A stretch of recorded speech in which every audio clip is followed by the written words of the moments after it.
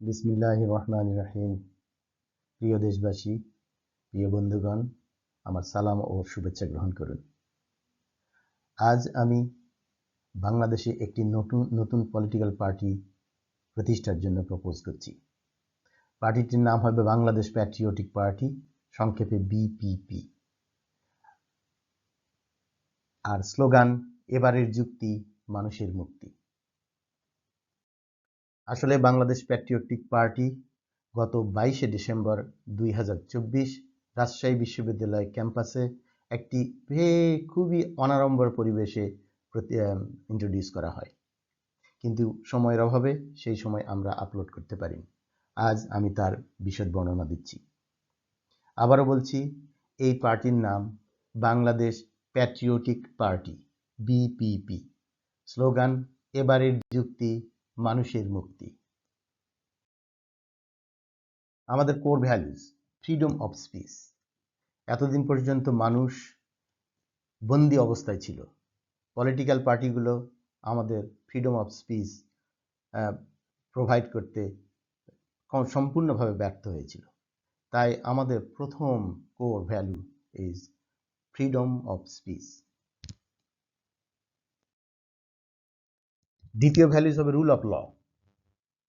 স্বাধীনতার পর থেকে, বিশেষ করে 91-এর গণ অভ্যুত্থানের পর থেকে গণতন্ত্র ফিরে আসলেও রুল অফ ল আমরা পাইনি। আমরা যা পেয়েছি সেটা ল অফ রুলার্স, অর্থাৎ আইনের শাসন না করে পলিটিক্যাল পার্টিগুলো শাসকের আইন প্রতিষ্ঠা করেছিল। সে সম্পর্কে আপনারা সবাই সচেতন। তাই বিপিপির প্রধান উদ্দেশ্য হবে রুল অফ ল কায়েম করা, অর্থাৎ কেউ আইনের ঊর্ধ্বে নয়। 3 নম্বর কোর ভ্যালু হবে রিফর্মিং এডুকেশন। আপনারা সবাই জানেন যে এডুকেশনের কি অবস্থা হয়ে গেছে। এই এডুকেশনকে নতুন করে সাজানো, বিশ্বায়নের যুগে বিশ্বের সঙ্গে তাল মিলে সঠিক এডুকেশন সিস্টেম চালু করা আমাদের জন্য অত্যন্ত জরুরি হয়ে পড়েছে। তাই বিপিপির একটা অবজেক্টিভ হবে এই এডুকেশন সিস্টেমকে ঢেলে সাজানো। অর্থাৎ এই এডুকেশন সিস্টেম এমন একটা হবে যেখানে আপনার সন্তান সত্যিকার অর্থে শিক্ষিত হবে। এডুকেশন সিস্টেম শিক্ষিত মূর্খ তৈরি না করে প্রকৃত শিক্ষিত তৈরি করবে, যাতে তাদের সারা বিশ্বে তাদের কর্মসংস্থানের ব্যবস্থা হয়। 4 নম্বর ভ্যালু হবে এমপ্লয়মেন্ট ফর অল। এর অর্থ হচ্ছে সবারই কর্মসংস্থান হবে। এটা বিশ্বাস করা কঠিন, কিন্তু মনে রাখবেন এটা সম্ভব। এর একটা কারণ হলো, স্বাধীনতার সময় আমাদের একটা স্লোগান ছিল, কেউ খাবে কেউ খাবে না, তা হবে না, তা হবে না। এই কাজটা ইনশিওর করা যায়নি আজও। বহু মানুষ এখনো, বহু শিক্ষিত যুবক এখনো বেকার ঘুরে বেড়াচ্ছে। এটা হতে পারে না। আমার কাছে এই পলিসি আছে যা দিয়ে দেশের প্রত্যেকটা মানুষ যার যার যোগ্যতা অনুসারে চাকরি পাবে। এটা নিশ্চিত থাকুন, সবাই চাকরি পাবে, কেউ বাদ পড়বে না। এটা আমাদের অঙ্গীকার। আমি আবারও বলছি, বিপিপি দুটো জিনিসের উপর প্রথম গুরুত্ব দিবে। একটা হলো এডুকেশন আর একটা হলো আনএমপ্লয়মেন্ট, শিক্ষা এবং কর্মসংস্থান, এবং সেটা হবে সবার জন্য উন্মুক্ত। 5 নম্বর ভ্যালু হচ্ছে access to healthy food and affordable housing. দুটো জিনিস মানুষের দরকার। খাদ্য শুধু নয়, সে খাদ্য বিষমুক্ত খাদ্য হতে হবে, এবং অ্যাফোর্ডেবল হাউজিং। আমাদের বর্তমানে যে হাউজিং অবস্থা, সত্যিকার অর্থে হাউজিং পলিসি কি আছে জানা মুশকিল। তবে হাউজিং হবে এমন যে সবার কমপক্ষে একটা স্বাস্থ্যকর বাসস্থান থাকে। প্রত্যেক মানুষের জন্য 1 মিটার শোয়ার জায়গা নিশ্চিত করা হবে, এবং আমি বলছি এটা সম্ভব। এবং প্রত্যেক মানুষের, ধনী গরিব সবার কমপক্ষে একটা বাড়ি থাকবে, এবং সে বাড়ি হবে স্বাস্থ্যকর, এবং সে বাড়ি হবে আনন্দের এবং শান্তিময়। আমরা সেটা নিশ্চিত করতে পারব। 6 নম্বর কোর ভ্যালুস হবে special care for vulnerable groups. Vulnerable groups বলতে আমি বলছি মা, বয়স্ক লোকজন এবং যাদের অন্য ধরনের অ্যাবিলিটি আছে, তাদের জন্য বিশেষ ব্যবস্থা করা। পরিবারে একটা যদি অসুস্থ মানুষ থাকে, পরিবারের একজন মা এবং এল্ডারলি মানুষ থাকে, সেটার দায়িত্ব শুধুমাত্র পরিবার নিতে পারে না। সুতরাং এটা সমাজের দায়িত্ব। সমাজে এমন এক ধরনের ব্যবস্থা চালু করা হবে যেখানে মায়েরা এবং এল্ডারলি আমাদের সিনিয়র সিটিজেনরা এবং যাদের একটু অ্যাবিলিটি কম আছে, হাঁটতে সমস্যা, নিজের পার্সোনাল কাজ করতে সমস্যা, চোখে দেখতে সমস্যা, এই ধরনের মানুষের জন্য আমাদের সমাজ এমন একটা ব্যবস্থা তৈরি করবে এই এই লোকজনকে আর কষ্ট পেতে হবে না এবং তাদেরকে ভিক্ষা করার কোনো প্রয়োজন নেই। আমাদের এটা অঙ্গীকার। 7 নম্বর ভ্যালু, এনভায়রনমেন্টাল সেফগার্ড। দেখুন, আমরা সব হারিয়েছি। এনভায়রনমেন্টের দিকে চিন্তা করে দেখুন, আমাদের সেই মাছ আর নাই, সেই পাখি নাই, সেই বন নেই, কিছুই নেই, সব শেষ হয়ে যাচ্ছে। কিন্তু পলিটিক্যাল পার্টিগুলো কোনোদিন এদিকে নজর দেয়নি। এনভায়রনমেন্টালের নাম করে যত বাজেট এসেছে সব কিছুই নষ্ট করা হয়েছে, সব কিছুই তাদের পেটে চলে গেছে। আমি আমার বিপিপি সেই এনভায়রনমেন্ট রক্ষা করার জন্য অভয়ারণ্য তৈরি করবে যেখানে মাছ, পাখি, অন্যান্য জীবজন্তু তারা সার্ভাইভ করবে। Universal pension. ইউনিভার্সাল পেনশনের ব্যাপারে অনেক কথা হয়েছে।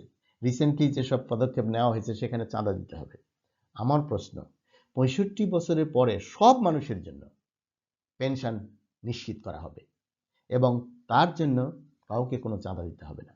যারা অলরেডি পেনশন পায়, যাদের আয়ের আছে, তারা পাবে না, কিন্তু যাদের কিছুই নেই তারা পেনশন পাওয়া শুরু হবে, যাতে এই সিনিয়র সিটিজেনরা সম্মান নিয়ে এবং তাদের শান্তিতে শেষ জীবনটা পার করতে পারে। এই যা আমি এ পর্যন্ত বললাম সেগুলো আসলে জাস্ট দ্য বিগিনিং।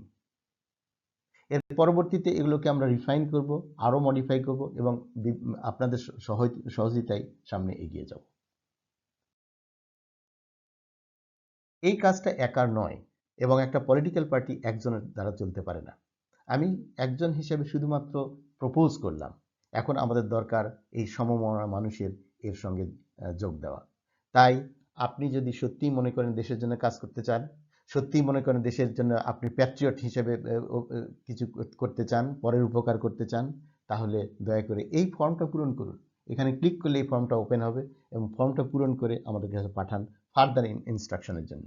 এর পরবর্তীতে আমরা আপনাকে কনস্ট্রাকটিভ ইনস্ট্রাকশন দেব, কি হবে, কেন হবে, কিভাবে হবে। আমার সম্পর্কে একটু বলে নেই। এই ইনিশিয়েটিভ শুরু হয়েছে প্রায় 18 বছর আগে। আমার মায়ের কাছ থেকে অনুমতি নিয়েই এটা আমি শুরু করেছিলাম, কিন্তু দুর্ভাগ্য আমার মা আর বেঁচে নেই। উনি থাকা অবস্থায় এটাকে আমি করতে পারিনি। আপনি জানেন ফ্রিডম অফ স্পিচ আমাদের ছিল না, তাই এতদিন পর এটার ইন্ট্রোডাকশন করতে হলো। এই কাজ করার জন্য আমাকে বহু সময় চিন্তা ভাবনা করে চলতে হয়েছে। এর আগে মাস 2-3 আগে আমি একবার লঞ্চ করেছিলাম ক্লোজ সার্কেলের মাধ্যমে। পরে পরিস্থিতির সূচনা দেখে সেটা আমরা উইথড্র করেছি। ওয়েবসাইট রেজিস্ট্রেশন করা হয়েছে 2023-এ।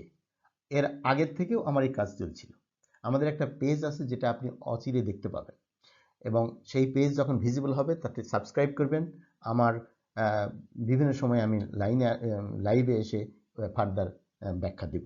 আপনার প্রশ্ন করলেই আমি তার উত্তর দেব। তো কতগুলো জিনিস আপনি মনে করুন যা আমি বিশ্বাস করি না, তার ব্যাখ্যা আমি লাইভে এসে বলবো। 1, 1971 সালের 16 ডিসেম্বর আমরা স্বাধীন হইনি, এর পূর্ণ ব্যাখ্যা আমি লাইভে এসে বলবো। 2, সবাই মনে করতাম যে দেশ আজ 2 ভাগে বিভক্ত, আওয়ামী লীগ এবং বিএনপি। আমি বিশ্বাস করি না। দেশ ছিল 2 ভাগে বিভক্ত, কিন্তু আওয়ামী লীগ আর বিএনপিতে নয়। আমি লাইভে এসে এর ব্যাখ্যা দেব কেন আমি এই কথা বলছি। চীন গত 30-40 বছর ধরে এক নাগারে প্রায় 8% হারে বেড়েছে, বাংলাদেশ বেড়েছে 6% হারে। তাহলে চীন যদি বিশ্বের 2 নম্বর ইকোনমি এবং টেকনোলজিতে এগিয়ে যেয়ে থাকে, বাংলাদেশে কেন এটা হলো না? শুধুমাত্র পলিটিক্যাল ক্রাইসিসের কারণে। সুতরাং আজ সময় এসেছে, প্রফেসর ডক্টর ইউনূস চেষ্টা করছেন দেশকে লাইনে আনার জন্য, আমরা তাকে সমর্থন করি এবং এর মধ্যে শুধু প্রফেসর ইউনূস একাই এই কাজ করতে পারবেন না, এর জন্য সহায়তা করতে হবে সব দিক থেকে। আপনি যদি মনে করেন আপনারও দায়িত্ব আছে এই ব্যাপারে অংশগ্রহণ করার, দয়া করে ফর্ম পূরণ করুন শুধুমাত্র জানার জন্য যে এর পরবর্তীতে কি হবে। আমরা অচিরেই একটা ফর্ম ছাড়বো, যেটা সৎ লোকের একটা লিস্ট করা হবে। এই সৎ লোকের লিস্ট থেকে আপনারাই বলবেন আপনার গ্রামে কে মেম্বারে দাঁড়াবে, কে চেয়ারম্যানে দাঁড়াবে। আমরা কোনো বলবো না। নমিনেশন বিক্রি ব্যবসা আমরা করতে আসিনি। আর প্যাট্রিয়টিক পার্টি শুধুমাত্র দেশের জন্য, ব্যক্তি বা অর্গানাইজেশনের জন্য নয়। আপনি নিঃস্বার্থভাবে দেশের জন্য কাজ করতে চাইলে এই ফর্মটা পূরণ করে পাঠান, আমরা ফার্দার ইনফরমেশন দেব। আমাদের প্রচুর লোক দরকার। কেমন লোক দরকার? যেমন এই স্লাইডগুলো ইংরেজিতে করা, বাংলায় করতে গেলে এই টাইপ করা সবসময় ভুল হচ্ছে, যার কারণে বাধ্য হয়ে ইংরেজিতেই আমাকে দিতে হলো। আমি ক্ষমা চাচ্ছি সেজন্য। সব কাজ বাংলাই হওয়া উচিত এবং বাংলাই করতে চাই, কিন্তু এই মুহূর্তে পরিস্থিতি আমাদের পক্ষে নেই। তাই যারা বাংলায় ট্রান্সলেট করতে পারবেন, দয়া করে এই স্লাইডগুলো সুন্দর ট্রান্সলেট করে আমাদের কাছে পাঠান। ইমেল অ্যাড্রেস দেওয়া আছে, যাতে আমরা ওটা আপলোড করতে পারি দ্রুত। তেমনি আমাদের মিডিয়ার লোকজন দরকার, আমাদের সাংবাদিক দরকার, আমাদের মানুষ বিপদে পড়লে, যেমন এখন বন্যার সময় মানুষ বিপদে পড়েছে, তার অর্গানাইজ করার লোক দরকার। প্রত্যেক গ্রামে, প্রত্যেক ইউনিয়নে, প্রত্যেক উপজেলায়, প্রত্যেক জেলায় আমাদের কোঅর্ডিনেটর প্রয়োজন। দয়া করে ফর্মটা পূরণ করুন এবং আপনার ইচ্ছা পোষণ করুন, তাহলে আমরা ফার্দার ইনফরমেশন দিয়ে আপনাকে বলবো এরপর কি করা যাবে। আপনাদের অনেক ধন্যবাদ। পরবর্তীতে আমি লাইভে এসে আপনাদের প্রশ্নের জবাব দেব। যে প্রশ্নগুলো আমি উত্থাপন করেছি সেগুলোর জবাব থেকে আমি শুরু করব। আল্লাহ আপনাদের ভালো রাখুক। আর একটা ব্যাপার বলে রাখি, আমাদের স্লোগান হবে বাংলাদেশ সফল হোক। কেন এই কথা বলছি? বাংলাদেশ জিন্দাবাদ আর জয় বাংলা দুটাই পক্ষপাতদুষ্ট। সুতরাং আমরা মনে করি বাংলাদেশের স্লোগান হওয়া উচিত বাংলাদেশ সফল হোক। সবাই ভালো থাকেন। বাংলাদেশ সফল হোক। খুদা হাফেজ।